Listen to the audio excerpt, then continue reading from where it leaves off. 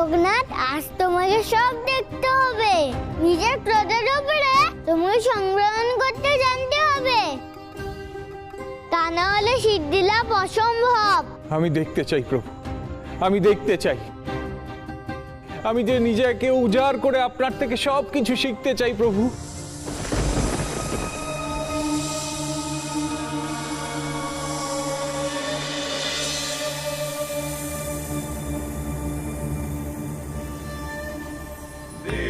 देवादिदेवं महीभूषणमिन्दुकाशम् पञ्चाननं पशुपतिं वरदम्। কোথায় যাচ্ছেন আপনি? তুমি কে হে বালক? পথ আগলে দাঁড়িয়ে আছো কেন? এই প্রাসাদের আমি দ্বার রক্ষী। তুমি? এই প্রাসাদের দ্বার রক্ষা আমার কর্তব্য। আমার পথ ছাড়ো আপাতত, আমি প্রাসাদের অভ্যন্তরে যাব। না, আমায় ক্ষমা করবেন, ভেতরে যাওয়ার অনুমতি নেই। কি? আমাকে এই কথা বলার স্পর্ধা তোমার হয় কি করে? আমি আপনাকে বলতে বাধ্য হচ্ছি, আমি আজ্ঞাবহ মাত্র। শোনো হে বালক, তুমি জানো না তুমি কার সঙ্গে কথা বলছো। আমাকে বাধা দেওয়ার কোনো ক্ষমতাই তোমার নেই। আমি দেবাদিদেব মহাদেব। আপনি কে তার থেকে বড় কথা হলো আমি বিশেষ আজ্ঞা পালন করতে এই প্রাসাদের দ্বারে দাঁড়িয়ে আছি। আপাতত কোনো প্রাণী, কোনো পুরুষের প্রবেশ অধিকার নেই এই প্রাসাদে, তাই আমি আপনাকে অনুমতি দিতে পারছি না। ও হে বালক, তোমার স্পর্ধা তো কম নয়। আমাকে অনুমতি দেবে তুমি? আমাকে অনুমতি দেওয়ার অধিকার তোমাকে কে দিয়েছে? আর এই প্রাসাদের দ্বার রক্ষা করার দায়িত্বই বা তোমাকে কে দিয়েছে? আমার মা আমাকে অনুমতি দিয়েছে।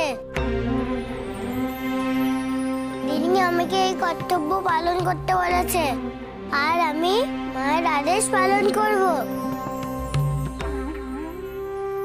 আর যে কোনো প্রকারে আমি করবই। তাই বুঝি তুমি তোমার মায়ের আদেশে আমাকে প্রাসাদে ঢুকতে বাধা দেবে? আমাকে? জানো আমার ক্ষমতা? তুমি জানো আমার তেজ? সেসব জানার কোনো প্রয়োজন নেই।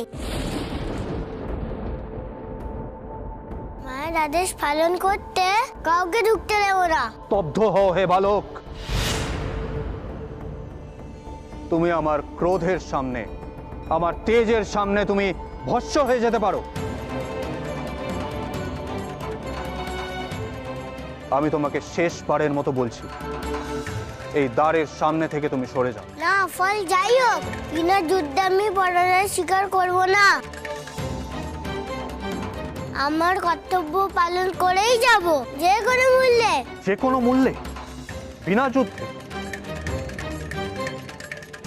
তুমি নিজেকে কি ভেবেছ কি? তোমার এই ঘোর অপরাধের কোনো ক্ষমা নেই। তোমাকে আমি উচিত শিক্ষা দেব। যুদ্ধে পরাস্ত না হলে তুমি হার স্বীকার করবে না, তাই তো? যুদ্ধে পরাস্ত কেন? তোমাকে আমি আজ হত্যা করব, তবেই তোমার প্রায়শ্চিত্ত হবে। তোমার রক্তে স্নাত হবে এই প্রাসাদ দ্বার। আপনার কোনো কথাতে আমি ভীত নই। আপনি যাই খুশি তাই করতে পারেন, কিন্তু বিনা যুদ্ধে আমি পরাজয় মানব না, কিছুতেই না।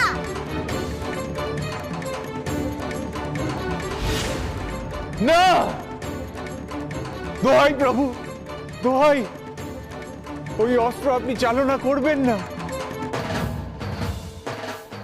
ওই অস্ত্র চালনা করলে যে সর্বনাশ হয়ে যাবে। আর আপনি কার উপর এই অস্ত্র চালনা করছেন? ও যে আপনারই সন্তান, আপনারই পুত্র প্রভু। চালনা করবেন না।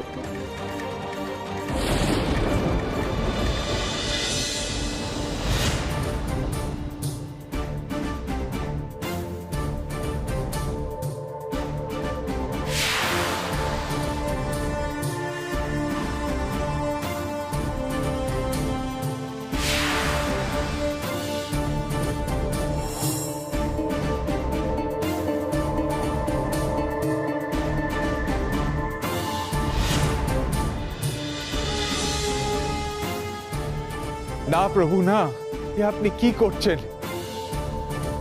সর্বনাশ হয়ে যাবে। আপনি ক্রোধের বশে নিজের পুত্রের ওপর আঘাত করছেন প্রভু। প্রভু দয়া করুন প্রভু। এখনো সময় আছে বালক, তোমাকে শেষবারের মতো সুযোগ দিচ্ছি, নাহলে তোমাকে হত্যা করতে আমি বাধ্য হব। সরে যাও, প্রবেশদ্বার থেকে সরে যাও বলছি। না, কিছুতেই না। আমি মৃত্যুবরণ করতে পারি, কিন্তু মাছের আজ্ঞা থেকে বেশি আসবো না। আমি যতক্ষণ আছি এই প্রাসাদে আপনাকে প্রবেশ করতে দেবো না। এই তোমার শেষ কথা?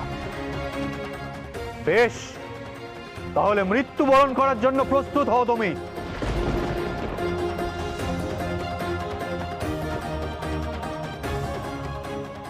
এ তো সর্বনাশ হতে চলেছে, এ চরম বিপদ ঘটতে চলেছে। দোহাই দেবাদিদেব, আপনি নিজের ক্রোধকে সংবরণ করুন, দোহাই আপনার।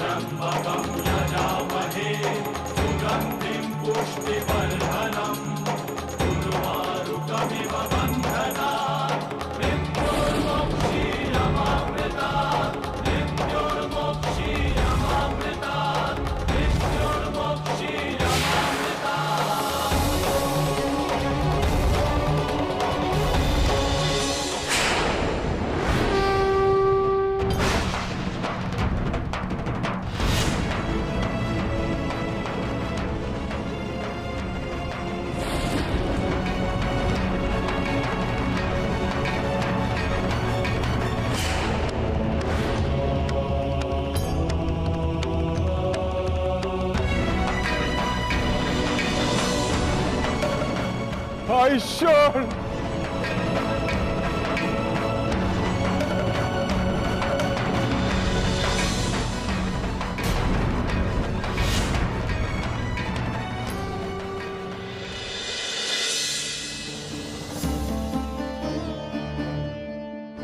গুরুদেব, এবার তাহলে আমরা কি করব? সব মন্দিরেই ফিরে যাই, কারণ জল থেকে যা উঠেছে তা থেকে যা ইঙ্গিত পাচ্ছি তাতে মনে হচ্ছে সবই প্রভু শ্রী গণেশের লীলা খেলা। তার লীলাতেই সব কিছু হচ্ছে। তার মূর্তির সামনে বসে আরাধনা করি। আমার স্থির বিশ্বাস প্রভু শ্রী গণেশই লোকনাথকে আমাদের কাছে ফিরিয়ে দেবেন। তুমি ঠিকই বলেছো গুরুদেব, তাহলে আর বিলম্ব করা ঠিক হবে না। হ্যাঁ হ্যাঁ, তাহলে তোমাদের সঙ্গে আমিও মন্দিরে যাব। চল চল চল চল চল।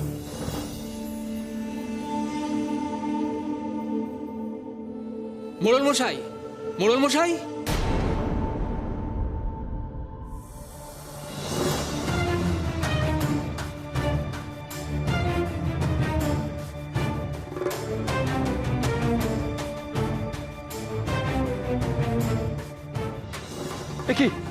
হঠাৎ করে একে শুরু হলো দোজে তালে।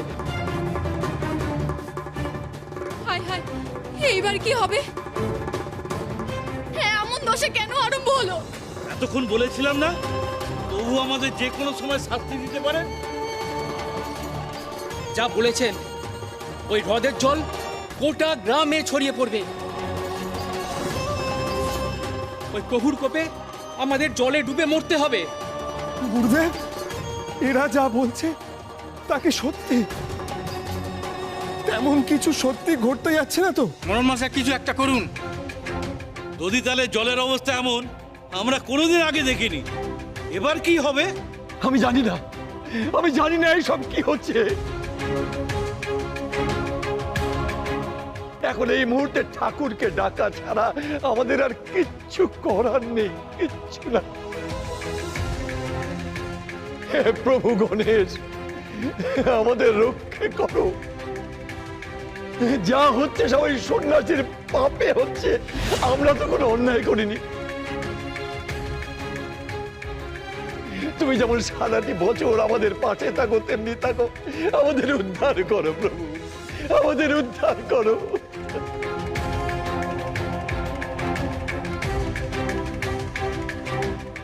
পালাও, পালাও সবাই।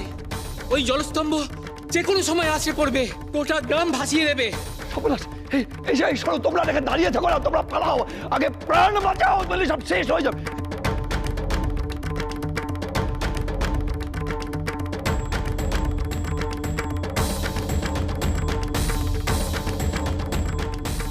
ওই দেখো, দেখো সবাই,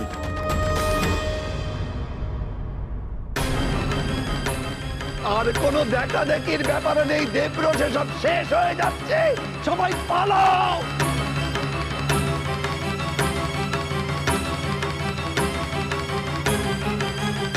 গুরুদেব, গুরুদেব দেখো, এই দৃশ্য আমি জীবনে কোনোদিনও দেখিনি।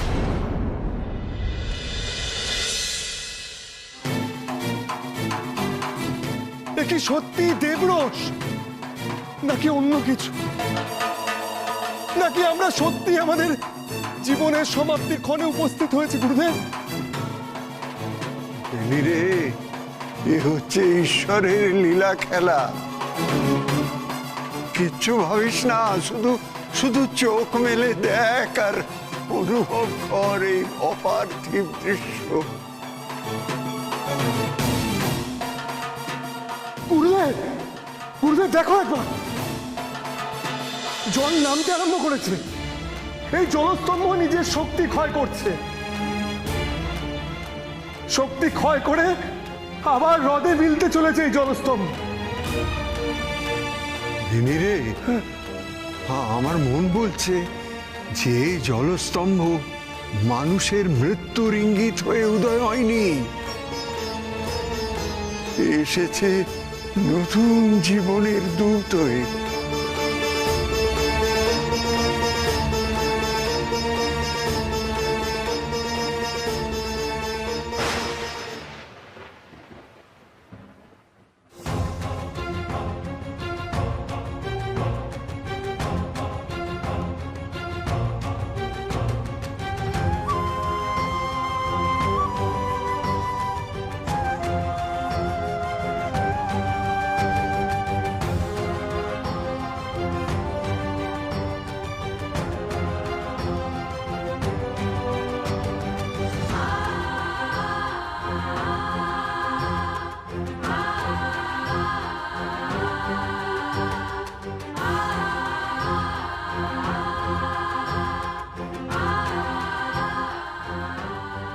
গুরুদেব, গুরুদেব ওই দেখো, ওই দেখো লোকনাথ, আমাদের লোকনাথ গুরুদেব।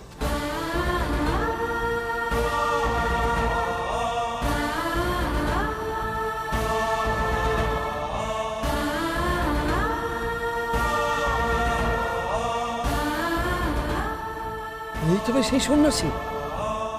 হ্যাঁ মোড়ল মশাই, আশ্চর্য ঘটনা।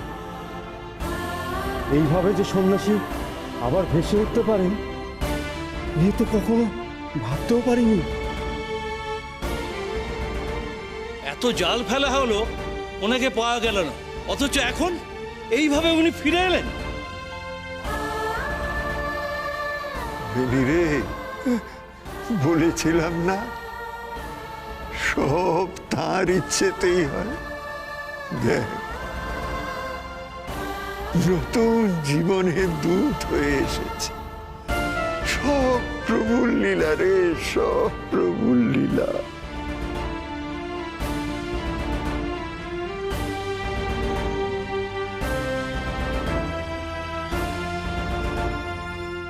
এ তো আশ্চর্য ঘটনা, অলৌকিক কাণ্ড। হ্যাঁ, এ কি করে সম্ভব?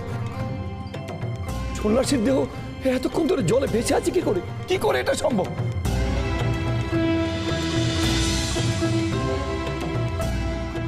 সন্ন্যাসীর কিছু হয়নি তো? মানে উনি এতক্ষণ ওখানে পড়ে রয়েছেন, ওনার কোনো ক্ষতি হয়নি তো?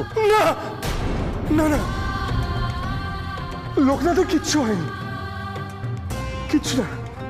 লোকনাথের কিছু হতে পারে না, বলো গুরুদেব। লোকনাথের কিচ্ছু হতে পারে না, লোকনাথ ঠিক আছে। স্বয়ং ঈশ্বর ওর সহায় আছে। নদীতালের পূর্ণ জলরাশি সন্ন্যাসীকে কিন্তু পুরো গ্রাস করে নেয়নি, আবার জলে ডুবিয়ে শাস্তিও কিন্তু দেয়নি। যেভাবে যেভাবে দধিতালের জল ওনাকে টেনে নিয়ে গিয়েছিল, ঠিক সেভাবেই আবার ফিরিয়ে দিল। তার মানে উনি কোনো সাধারণ সন্ন্যাসী নন, না হলে ঈশ্বর এভাবে ওনাকে ফিরিয়ে দিতেন না। সবই ঈশ্বরের আশীর্বাদ গো। তাঁর আশীর্বাদ যারা পায় তারা সত্যিই ভাগ্যবান। তাদের পক্ষে হয়তো সব কিছুই সম্ভব হয়। মোড়ল মশাই, আপনার অনুমতি ছাড়া এ কার্য সম্ভব না। তাই আপনার কাছে আমার একটি নিবেদন আছে।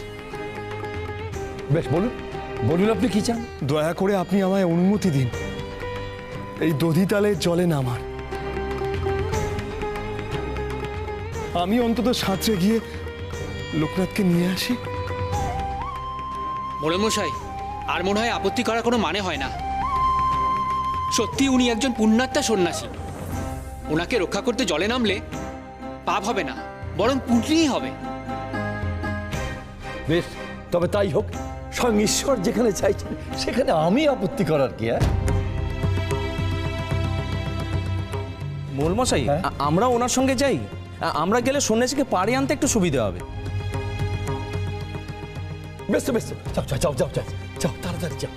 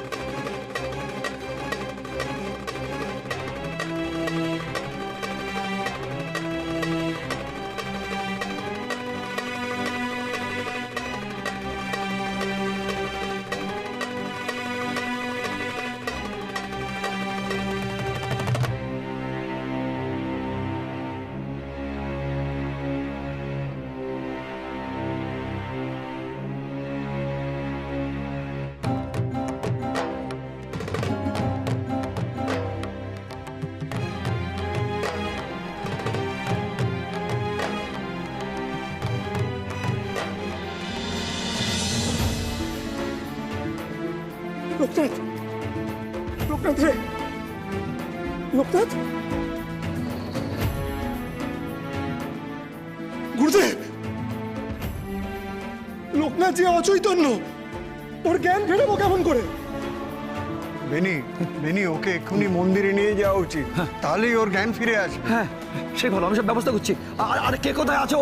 আরে একটা পাতার বিছানা নিয়ে চলে এসো। আরে আরে একে তো মন্দিরে নিয়ে যেতে হবে, চলে এসো তাড়াতাড়ি। আরে কে কোথায় আছো? এসো এসো এসো এসো। রাখো রাখো রাখো রাখো